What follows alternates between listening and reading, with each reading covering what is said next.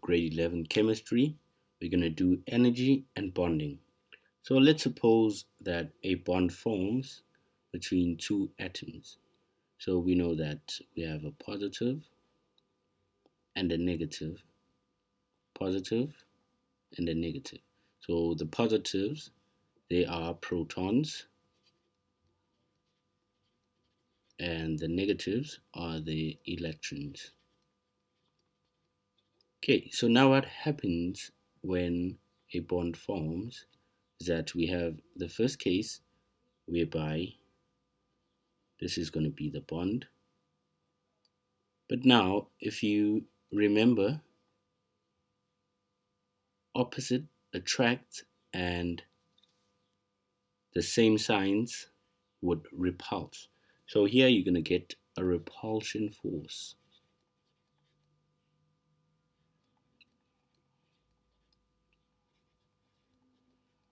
So this repulsion force is between the electrons. Okay, so now let's go to case 2. We have our protons and our electrons. Okay, so now what happens in case 2 is that this might be the bond which takes place. So between the electron and the proton and this part also. So now here we can see that opposite attracts, obviously. So we will have our attractive force.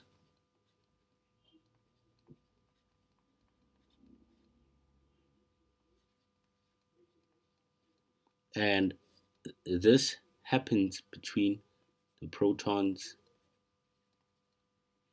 and electrons. So in the first case, the repulsion force was happening between the electrons only. But now, case 2, it's an attractive force which happens between the electrons and the protons.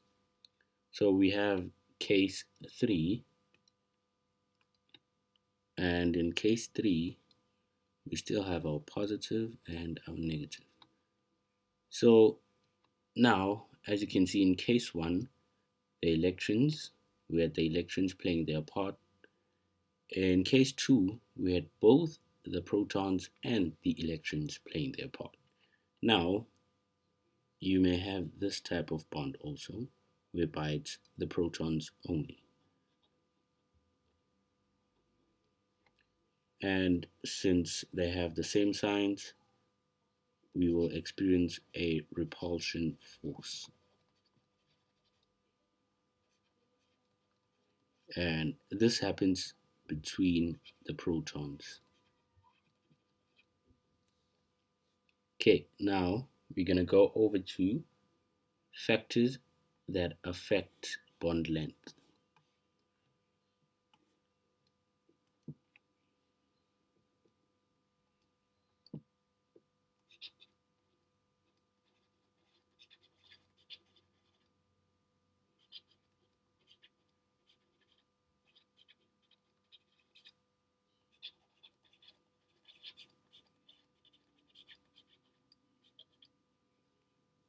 Not bond length, sorry, bond strength.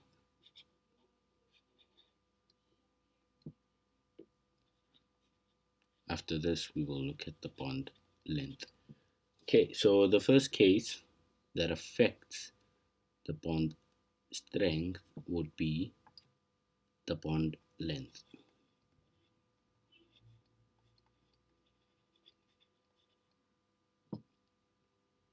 Okay, and now for this, the shorter the bond length,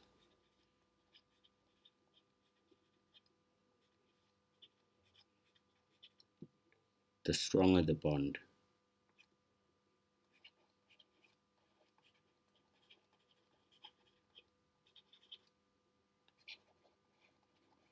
So, for example, if you have something like this,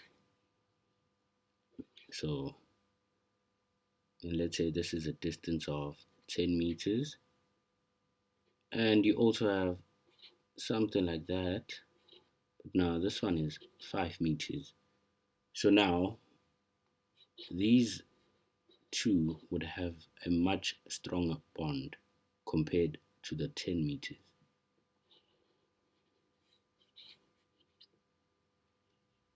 Okay, and the second factor which affects the bond strength would be the atom size.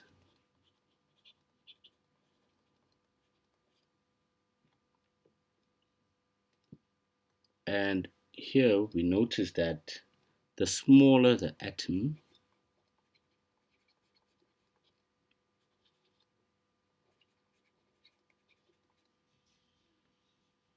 the stronger the bond.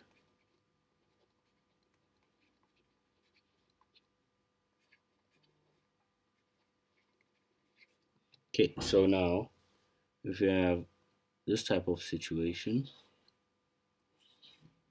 and you have this type of situation, so this means that these two will have a much more stronger bond compared to the first two. And then the third factor would be the bond order.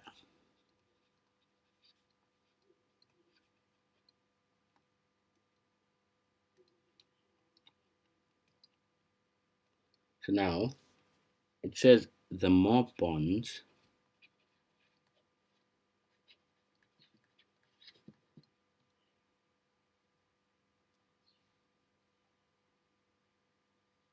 between the atoms,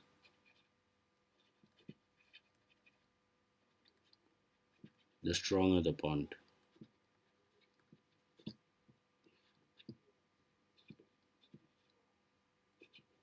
And what I would like to imagine here is that imagine you're carrying a basket full of apples. Each apple weighs, let's say, 0.2 kg. So now in the first basket, you have only 3 apples. You only have 3 apples, so this will be 0.6 kg. And then here, let's say you have something like about 12 apples. So this will give you 1.2 kg. So that's how I would imagine it. So in the second case, they will have a much more stronger bond than the first case. Okay, and now we are going to look at factors which affect bond length.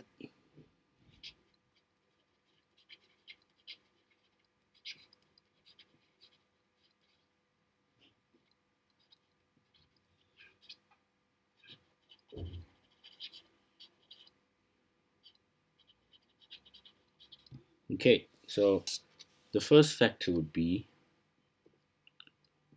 the size of the atom.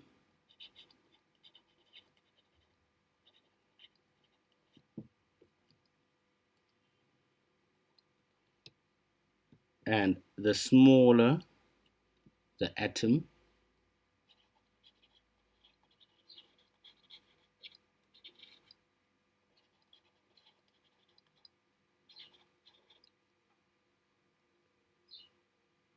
the shorter the bond.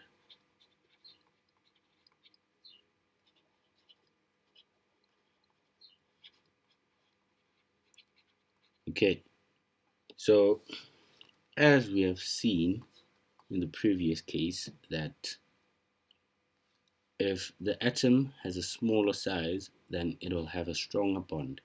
And we have said that the shorter the bond length, the stronger the bond. So it makes sense that smaller atoms would have a much more bond strength, and then the shorter the bond length would have much more stronger bond strength. Okay, and case 2 would be the bond order.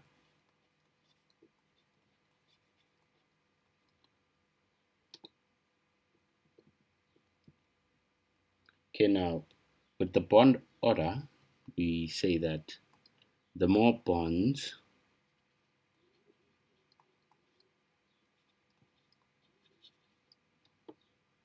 between the atoms,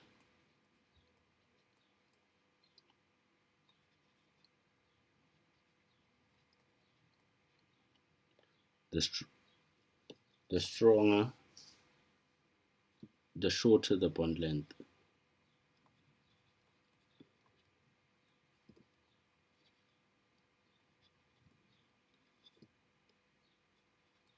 Okay, and I would like to imagine the case of apples again.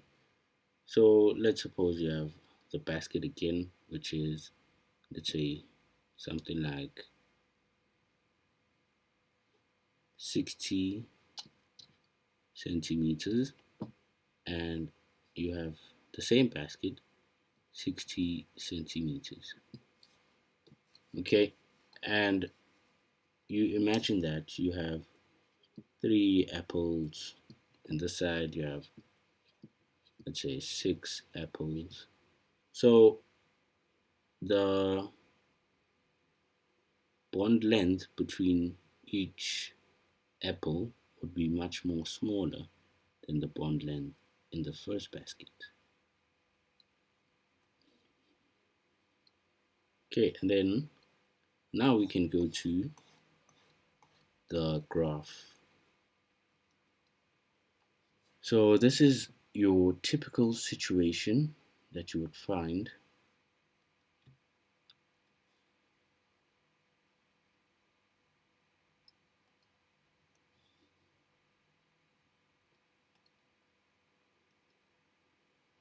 Okay, and this side it would be your potential energy. This side would be the distance between the nuclei.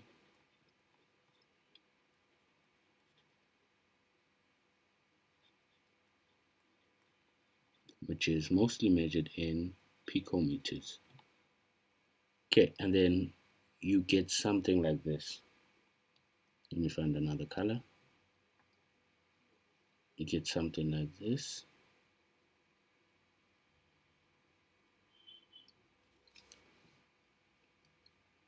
Okay, so now this would be, so this line would represent your bond energy.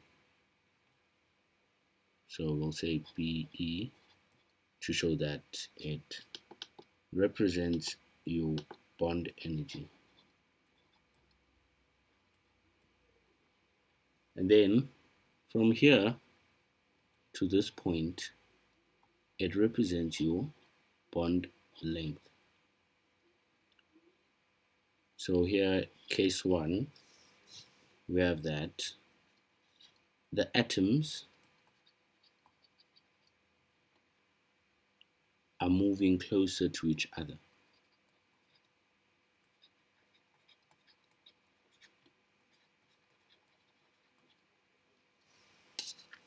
And with that, remember from the drawings, they will experience a force of repulsion.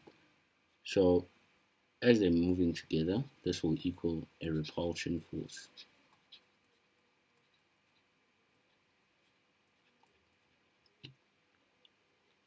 And then we have point number 2 here at the turning point, if so to say. This is when the lowest,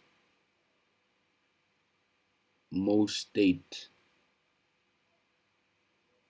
stable energy state is experienced or reached. So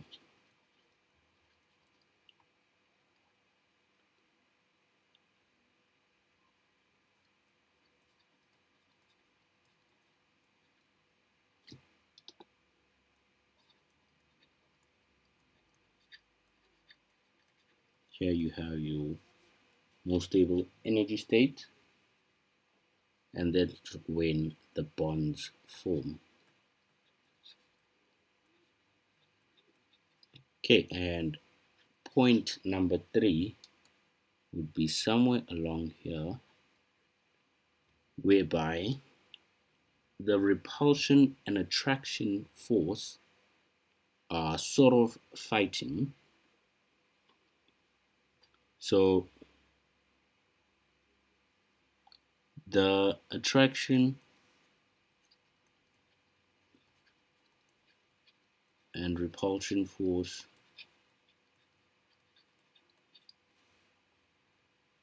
both increase.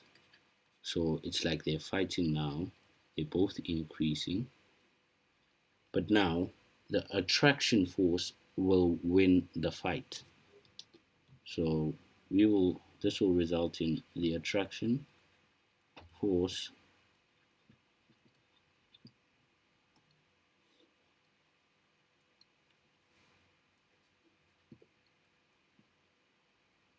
dominating.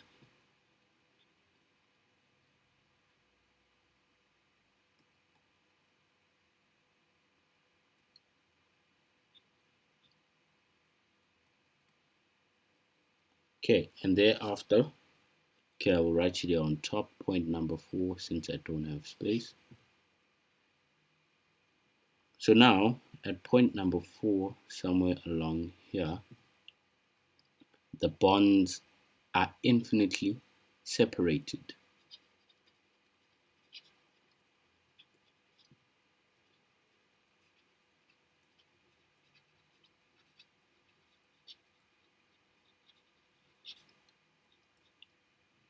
And we can see that the potential energy is almost zero. So these are the cases that you have.